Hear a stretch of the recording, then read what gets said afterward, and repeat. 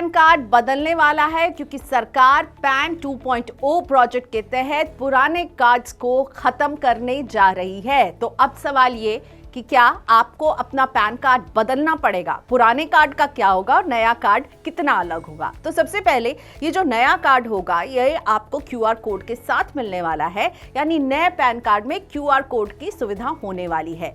पर आप ये भी जानना चाहेंगे ना कि आखिर पैन कार्ड को बदलने की क्यों जरूरत पड़ी, क्या उद्देश्य है पैन 2.0 प्रोजेक्ट का, क्यों सरकार इस पर मोटा खर्च कर रही है। तो आइए आपको सब कुछ बताते हैं। सबसे पहले तो परमानेंट अकाउंट नंबर यानी पैन 10 डिजिट का वो नंबर होता है जिसे इनकम टैक्स डिपार्टमेंट की ओर से जारी किया जाता है। सभी भारतीयों के लिए पैन कार्ड बेहद जरूरी डॉक्यूमेंट है। पैन नंबर के जरिए आयकर विभाग किसी भी व्यक्ति के ऑनलाइन या फाइनेंशियल लेन देन पर निगरानी रखती है। आपको बैंक में बचत खाता खोलना हो या फिर पोस्ट ऑफिस में आप निवेश करना चाहते हैं, म्यूचुअल फंड में निवेश करना है, बीमा लेना है, प्रॉपर्टी खरीदना हो, इन सारे ही ऑफिशियल काम के लिए पैन कार्ड एक मैंडेटरी नंबर है जो आपके पास होना चाहिए। आधार कार्ड की तरह अब आपका पैन कार्ड भी आपकी पहचान का हिस्सा बन गया है।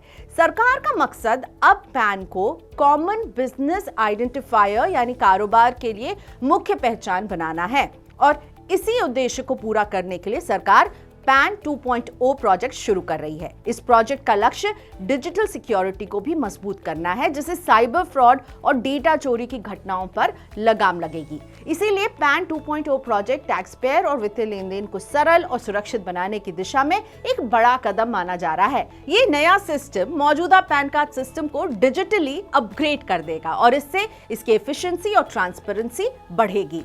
अपग्रेडेड पैन कार्ड मुफ्त जारी किए जाएंगे। नए कार्ड के एवज में आपसे कोई फीस नहीं ली जाएगी। इस प्रोजेक्ट में कुल 1435 करोड़ रुपए का खर्च आएगा, जिसे सरकार खुद वहन करेगी। सरकार ने स्पष्ट किया है कि आपका पैन का ब्यौरा नहीं बदला जाएगा, यानी पुराना कार्ड वैध होगा, बस क्यूआर कोड के साथ नया कार्ड आपको जो है वो जारी कर दिया जाएगा। आपका यानी पैन का जो भी नंबर है वही कंटिन्यू करेगा, बस नए कार्ड में क्यूआर कोड के साथ आपको सरकार इसे इशू कर देगी। तो कुल मिलाकर ये जो पैन 2.0 प्रोजेक्ट है ये एग्जिस्टिंग पैन और टैन के इकोसिस्टम को एडवांस रूप देगा। देश में अभी लगभग 78 करोड़ पैन जारी किए गए हैं। इनमें से 98% पैन इंडिविजुअल लेवल पर जारी किए गए हैं। नई व्यवस्था में पैन कार्ड डिजिटल हो जाएगा, जिसमें ई पैन का इस्तेमाल प्रमुख रूप से किया जाएगा। यह सिस्टम पेपरलेस होगा और तुरंत पैन मुहैया कराएगा। सभी बैंकिंग और फाइनेंशियल सेवाओं के लिए एक मजबूत और आसान इंटरफेस बनेगा। अब पैन को आधार से लिंक करने के साथ साथ दूसरे फाइनेंशियल डेटा को भी एक ही इंटरफेस से जोड़ा जाएगा। केंद्रीय इलेक्ट्रॉनिक और आईटी मंत्री अश्विनी वैष्णव ने मीडिया को बताया कि पुराने पैन कार्ड धारकों को कोई नया एप्लीकेशन या कोई भी नई प्रोसेस से नहीं गुजरना होगा। आपका मौजूदा पैन ऑटोमेटिकली अपग्रेड हो जाएगा। आपके मौजूदा पैन कार्ड को सिस्टम में नेट डिजिटल स्टैंडर्ड के साथ जोड़ दिया जाएगा।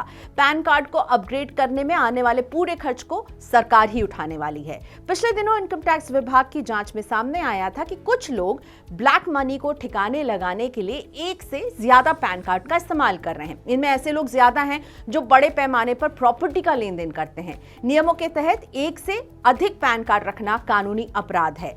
क्यूआर कोड वाला पैन कार्ड जारी होने से फर्जी पैन कार्ड के चलन पर भी रोक लगाने में मदद मिलेगी और टैक्स रिटर्न फाइलिंग और वित्तीय ट्रांजैक्शंस में तेजी आएगी।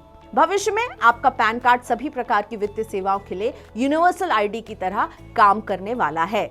नए सिस्टम के जरिए टैक्स कलेक्शन में ट्रांसपेरेंसी लाने की कोशिश की जा रही है। सभी फाइनेंशियल ट्रांजैक्शन को पैन कार्ड से जोड़ने में सरकार को मदद मिलेगी, आसानी रहेगी, टैक्स बेस इससे बढ़ाने में मदद मिलेगी। सरकार की कमाई बढ़ने से मौजूदा टैक्स पेयर्स पर आने वाले दिनों में टैक्स का बोझ भी कम हो सकता है। यानी जब टैक्स देने वालों की तादाद बढ़ेगी तो टैक्स बेस बढ़ गया, यानी सरकार के पास ज्यादा पैसे आएंगे, तो हो सकता है इसका अच्छा असर ये पड़े कि आपके ऊपर से टैक्स की लायबिलिटी कम हो सके भविष्य में।